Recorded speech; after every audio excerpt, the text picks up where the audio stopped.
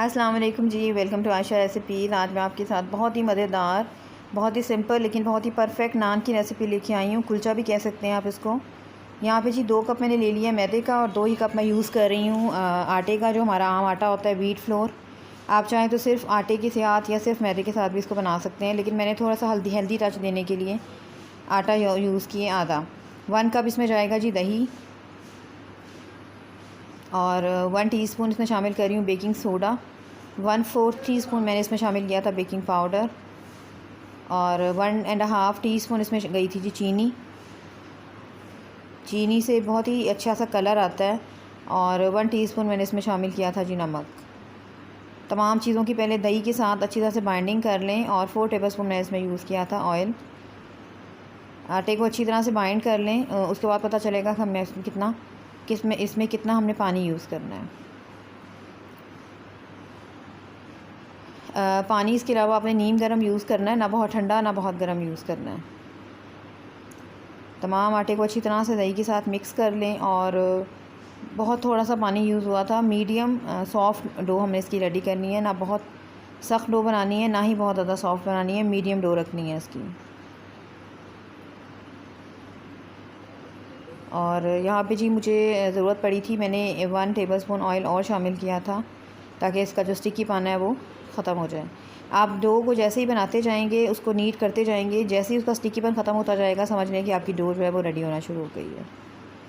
और यहाँ पे आप देख सकते हैं डो हमारी जो है वो, मुझे इसको मलते हुए तकरीबन 6-7 मिनट हो गए थे। और आप देख सकते हैं इसमें डो हमारी जो है वो कितनी नरम सी हो गई है, बिल्कुल एक पेड़े की फॉर्म में आना शुरू हो गई है, और स्टिकीपन भी काफ़ी हद तक ख़त्म हो गया है। तो बस यहाँ पे जी डो हमारी रेडी थी। तकरीबन 1 घंटे के रेस्ट के लिए मैंने इसको रखा था। गर्मियाँ हैं तो जल्दी सेट हो जाता है, सर्दियाँ हैं तो आपको ज़्यादा टाइम भी रख सकता है। यहाँ पे थोड़ा सा मैंने ऑयल और लगा दिया था ताकि एक जैसा सॉफ्ट जो है वो हमारा पेड़ा रेडी हो जाए, और हर तरफ एक जैसा ऑयल पहुँच जाए।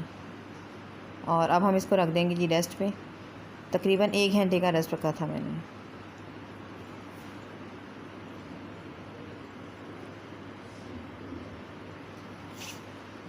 यहाँ पे डो हमारी सेट हो गई है, और अब इसके पेड़े बना लेते हैं। मुझे इसके पेड़े बनाते टाइम कोई आटे या खुशकी की ज़रूरत नहीं पड़ी। आप देख सकते हैं बिल्कुल भी स्टिकीपन नहीं है इसमें। एक दफ़ा फिर से मैंने इसको मसल लिया था, और मीडियम साइज़ के मैं तैयार कर रही थी। आप चाहें तो ज़्यादा बड़े या थोड़े छोटे बना सकते हैं, आपकी मर्ज़ी है। मैंने इसी तरह से तमाम पेड़े जो है वो रेडी करके रख लिए थे, और उसके बाद मैंने तकरीबन फिर आधे घंटे का रेस्ट दिया था। इससे हमारे जो पेड़े हैं और ज़्यादा सेट हो जाते हैं, और बहुत ही अच्छा सा जो है वो ख़मीर बनता है हमारी डो में।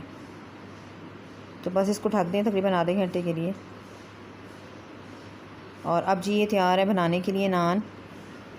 तो यहाँ पे मैं हल्के हल्के हाथों के साथ इसको कर रही थी।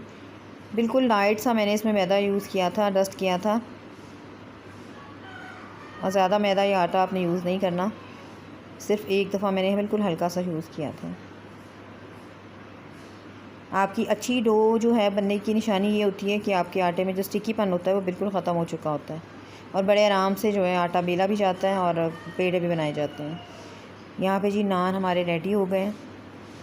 तवा रख दिया था मैंने, आयरन का तवा गरम करने के लिए।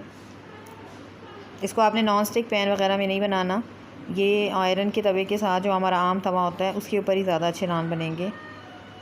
ऑलरेडी तवा जो है मैं गरम करने रख चुकी हूँ। एक साइड जो है उस पर मैंने वाइट तिल लगा दिए उसको कुलचे का टच देने के लिए, और दूसरी साइड पे हमने इसको पानी के साथ अच्छी तरह से ग्रीस कर लिया। अच्छा जी, तवा गरम था, और जब हम डाल देंगे उसके ऊपर रोटी, उसके बाद हमने इसको बिल्कुल लो कर देना है। पहले ये मीडियम लो थी।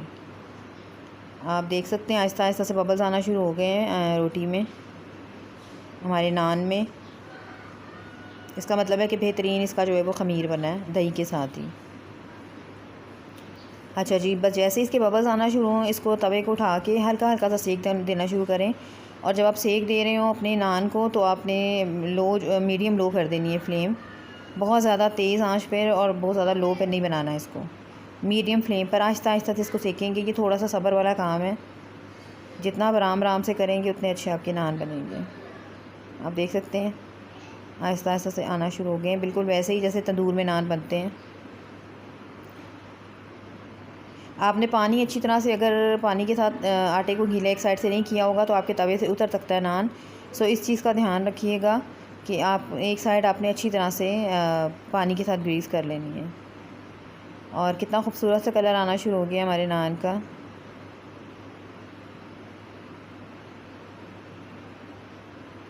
और ये है जी इसकी परफेक्ट लुक। तो मैं इसे डिश आउट करती हूँ और आपको दूसरी साइड से भी दिखा रही हूँ कितने खूबसूरत कलर आया है।